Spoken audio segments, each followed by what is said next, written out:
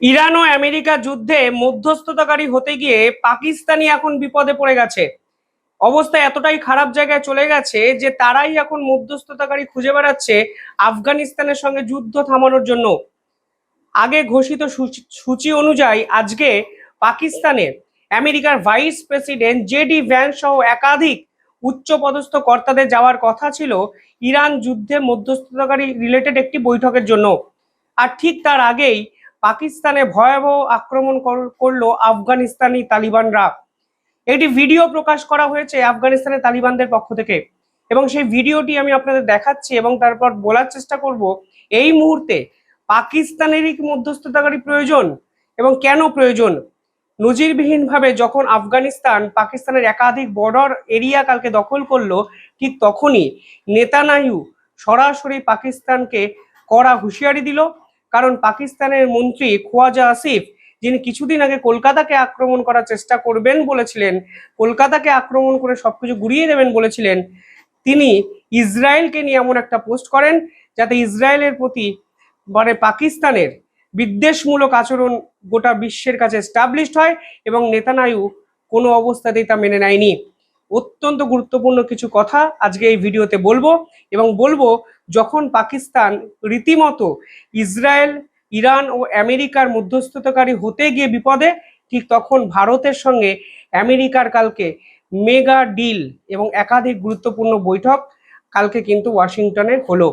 সবকিছুই দেখতে ভিডিওটি শেষ অবধি দেখবেন, কমেন্টে জানাবেন কিভাবে দেখছেন পুরো বিষয়টি, আর চ্যানেলটিকে ভালো লাগলে একটু সাবস্ক্রাইব করে রাখবেন। স্টেপ বাই স্টেপ প্রত্যেকটি ঘটনা সহজ ভাষায় বোঝার চেষ্টা করুন।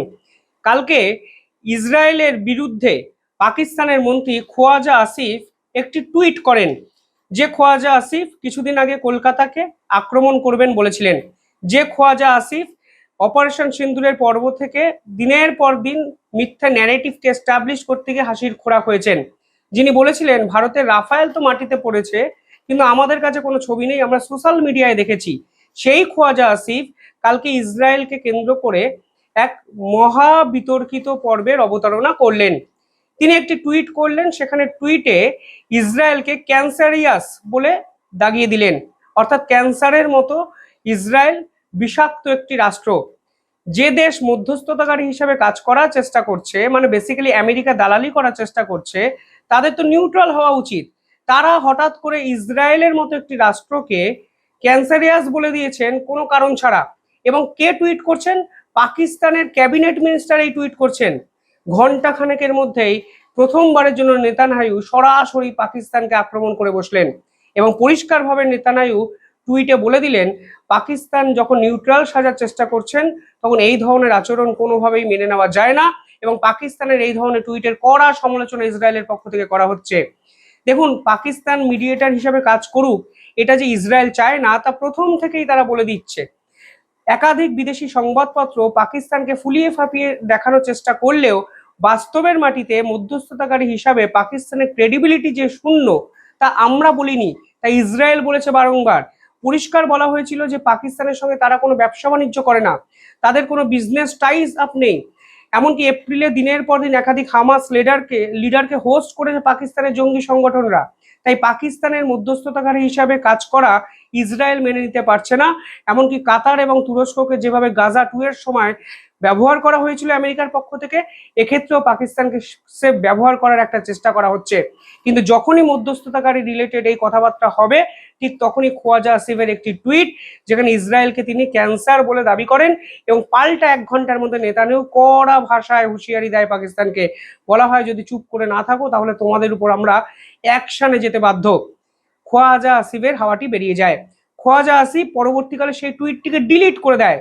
এবার ভাই সোশ্যাল মিডিয়ার যুগ, আপনি একটি টুইট যখন করবেন এবং আপনি একটি রাষ্ট্রের ক্যাবিনেট মিনিস্ট্রি হয়ে যখন টুইট করবেন, তখন মিনিট 2 লাগে স্ক্রিনশট নিতে, এবং স্বাভাবিকভাবেই সেই স্ক্রিনশট ছড়িয়ে পড়ে বিভিন্ন জায়গায়। যতই টুইট মুছুন, সেই টুইটের রিফ্লেকশন ইসরায়েল থেকে যে এইভাবে আসবে তা হয়তো পাকিস্তান ভাবতেও পারেনি।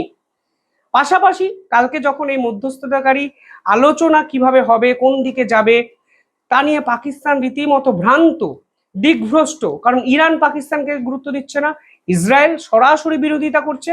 ঠিক তখনই পাকিস্তানের উপর ভয়াবহ আক্রমণ করলো আফগানিস্তানের তালিবানরা। টোলো নিউজের একটি ভিডিও আফগানিস্তানের মিডিয়ায় কালকে প্রকাশিত হয়েছে, দেখা যাচ্ছে বর্ডার এরিয়াতে ডুরান্ট লাইন অন্তর একের পর এক আক্রমণ কালকে আফগানিস্তানের সেনারা পাকিস্তানের সেনাবাহিনীকে লক্ষ্য করে করেছে। অর্থাৎ এই মুহূর্তে আফগানিস্তানের এবং তালিবানের সংঘাত চরম পর্যায়ে পৌঁছে গেল এবং এতটাই খারাপ জায়গায় চলে গেল যে আফগানিস্তানের সঙ্গে পাকিস্তানের যুদ্ধ থামানোর জন্য পাকিস্তানেরই মধ্যস্থতাকারী প্রয়োজন। তারা এখন কি আর মধ্যস্থতাকারীর কাজ করবে কেউ বুঝতেই পারছে না। অর্থাৎ আজকে বৈঠকের আগেই পাকিস্তানের সীমান্ত রীতিমতো কেঁপে গেল, একাধিক বর্ডার পোস্ট দখল করলো আফগানিস্তানের তালিবানরা। আসিম মুনির বুঝতেই পারছেন না সামলাবেনটা কি। একদিকে তাদের দেশের মন্ত্রী যিনি ইসরায়েলকে ক্যান্সার বলে দিয়েছেন, যেখানে নেতানায়াহু সরাসরি পাকিস্তানকে হুঁশিয়ারি দিয়েছে, আর তখন অন ফিল্ডে আফগানিস্তানের তালিবানরা পাকিস্তানের বর্ডার এরিয়া দখল করে নিচ্ছে। এই হলো পাকিস্তানের অবস্থা। এবার গোটা বিশ্ব যখন পাকিস্তানের এই অবস্থায় রীতিমতো হাসছে, ঠিক তখনই মোক্ষম চালটি এসছে ভারতের পক্ষ থেকে। কালকে হাই ভোল্টেজ একটি মিটিং ওয়াশিংটন ডিসিতে অনুষ্ঠিত হলো, যেখানে ভারতের বিদেশ সচিব এবং আমেরিকার বিদেশ মন্ত্রী কার্যত তারা কিন্তু বৈঠক করলেন। Ministry of state Marco Rubio এবং বিক্রম মিস্ত্রির মধ্যে একটি হাই ভোল্টেজ বৈঠক হলো। সেখানে একাধিক গুরুত্বপূর্ণ বিষয় কিন্তু আলোচনা হলো। ডিফেন্স প্রোডাকশন নিয়ে আলোচনা হয়েছে, ট্রেড এগ্রিমেন্ট নিয়ে আলোচনা হয়েছে এবং কিভাবে আমেরিকা এবং ভারত ভবিষ্যতে একসঙ্গে কাজ করবে সেই গুরুত্বপূর্ণ আলোচনাও কিন্তু কালকে এই হোয়াইট হাউসে কিন্তু হয়েছে। এরপর একটি টুইট করা হয় সার্জিও গোরের পক্ষ থেকে। সার্জিও গোরকে আপনারা জানেন ভারতের দায়িত্বপ্রাপ্ত একজন মার্কিন অফিসার, যিনি ডোনাল্ড ট্রাম্পের অত্যন্ত ঘনিষ্ঠ, যিনি মার্কিন দূত হিসাবে ভারতবর্ষ এবং দক্ষিণ এশিয়ায় কাজকর্ম করেন। তিনি টুইট করে পরিষ্কারভাবে জানিয়ে দেন কালকে ভারতের সঙ্গে এই অত্যন্ত গুরুত্বপূর্ণ মিটিংটি হয়েছে এবং শুধুমাত্র মার্কো রুবিওর সঙ্গে যে মিটিং হয়েছে তা নয়, এক্ষেত্রে উল্লেখযোগ্য আমেরিকার নতুন FBI ডিরেক্টর কাস প্যাটেল, তার সঙ্গেও কিন্তু ভারতবর্ষের এই ধরনের একটি মিটিং হয়েছে এবং ভারতবর্ষের নেভি চিফ তিনিও কিন্তু এই মিটিংয়ে উপস্থিত ছিলেন। গুরুত্বপূর্ণ বিষয়ের মধ্যে ইম্পর্টেন্ট আরো একটা বিষয় এখানে বলে রাখা দরকার। বহুদিন ধরে ভারত চাইছিল আমেরিকার সঙ্গে খালিস্তানি উগ্রবাদ নিয়ে কথা বলতে, যে খালিস্তানিরা দিনের পর দিন পাকিস্তানের পয়সায় ফান্ডিংয়ে ভারতের বিপক্ষে বিদেশে একাধিক আন্দোলন করেন। আমেরিকা এবং কানাডা এবার ভারত সরকারের সঙ্গে সম্পর্ক ভালো করতে গিয়ে এই খালিস্তানি উগ্রবাদকে যেন প্রশ্রয় না দেয় সেই চেষ্টাই কিন্তু করছেন।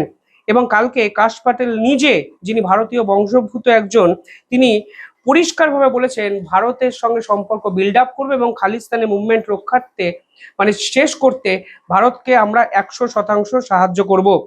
অর্থাৎ একদিকে যখন আমেরিকার secretary of state Marco Rubio ভারতের সঙ্গে একাধিক গুরুত্বপূর্ণ বিষয় যেমন defence cooperation, critical minerals deal, Quad, semiconductor cooperation, এই সকল নিয়ে কথা বলছেন, ঠিক তখন মার্কো রুবিওর পাশাপাশি কাশ প্যাটেল ভারতকে আশ্বস্ত করছেন যে বিদেশের মাটিতে ভারতীয়রা বা ভারত বিদ্বেষী কোনো আক্রমণকে আমেরিকার পক্ষ থেকে আর কোনো অবস্থায় প্রশ্রয় দেওয়া হবে না।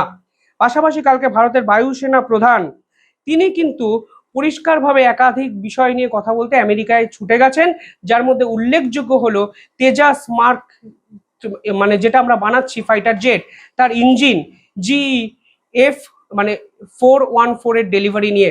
অর্থাৎ বায়ুসেনা প্রধান আমেরিকার সঙ্গে অ্যাগ্রেসিভলি বিভিন্ন ক্ষেত্রে ডিফেন্স কোঅপারেশনে ডিল করছেন এবং আপনারা জানেন এই চুক্তি অনুযায়ী 99টা ইঞ্জিন আমেরিকার কোম্পানি GE এরোস্পেসকে ভারতের হ্যালকে দিতে হবে। ডেডলাইন পেরিয়ে যাওয়া সত্ত্বেও আমেরিকা কিন্তু এখনো ডেলিভারি করতে পারছে না। সব মিলিয়ে একদিকে পাকিস্তানের অবস্থা যখন তথৈবচ, ঠিক তখন ভারতকে গুরুত্ব দিয়ে আমেরিকা বুঝিয়ে দিচ্ছে যে আসলে পাকিস্তানকে মেসেঞ্জারের মতোই ব্যবহার করছে আমেরিকা, অথচ ভারতকে সঠিক বন্ধু রাষ্ট্র, পার্টনার একটা রাষ্ট্র হিসাবে ব্যবহার করছে, যা মধ্যপ্রাচ্যের এই যুদ্ধবিধ্বস্ত পরিস্থিতির মধ্যে ভারতের প্রভাব এবং প্রতিপত্তিকে ফের একবার আন্তর্জাতিক স্তরেই কিন্তু এস্টাবলিশ করে। আপনারা কিভাবে দেখছেন পুরো বিষয়টি কমেন্টে জানাবেন। দেখতে থাকুন দ্য ইন্ডিপেন্ডেন্ট বেঙ্গল।